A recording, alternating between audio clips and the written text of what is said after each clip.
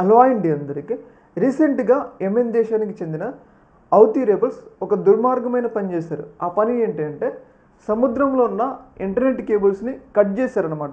సముద్రంలో ప్రతి ఒక్క దేశాన్ని కలుపుతూ, మన ఇండియాని, పాకిస్తాన్ని, అమెరికాని కలుపుతూ, చైనాని కలుపుతూ ప్రతి ఒక్క దేశానికి కూడా డేటా ట్రాన్స్ఫర్ కనెక్టివిటీ ఉంటుందన్నమాట. ఆ కనెక్టివిటీ ఎలా ఉంటుంది అంటే సముద్రంలో పెద్ద పెద్ద కేబుల్స్ ఉంటాయి అన్నమాట. ఈ కేబుల్స్ ద్వారా ప్రతి ఒక్క దేశం కూడా ఒక దేశం నుంచి మరొక దేశం, ప్రపంచం మొత్తం ఒక కుగ్రామం అంటారు కదా, అలా ఎందుకు అంటారంటే ఈ డేటా కేబుల్ ఉంది కదా, ఈ డేటా కేబుల్ ప్రపంచం మొత్తాన్ని కలుపుతూ ఉంటుంది అనమాట. అయితే అలాంటి కీలకమైన డేటా కేబుల్ని హౌతీ రెబల్స్ కట్ చేయడమే జరిగింది. ఇలా కట్ చేయడం వల్ల మన భారతదేశంలో ఇంటర్నెట్ సమస్య ఏర్పడింది.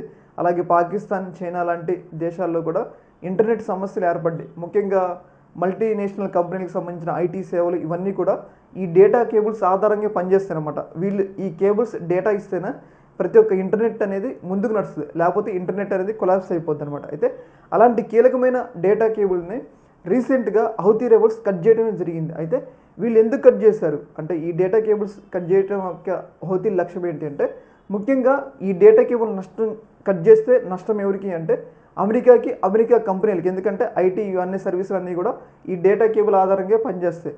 అయితే ఇలాంటి సందర్భంలో తమ యొక్క ప్రభావాన్ని రీసెంట్ డేస్లో అమెరికాకి వ్యతిరేకంగా హౌతీ రెబల్స్ పోరాడుతున్నారు.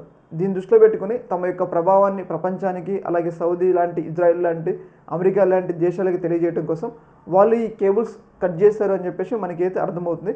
దీనివల్ల మన భారతదేశంలో ఉన్న ఇంటర్నెట్, అలాగే పాకిస్తాన్లో ఉన్న ఇంటర్నెట్ కూడా ఎఫెక్ట్ అయిందనమాట.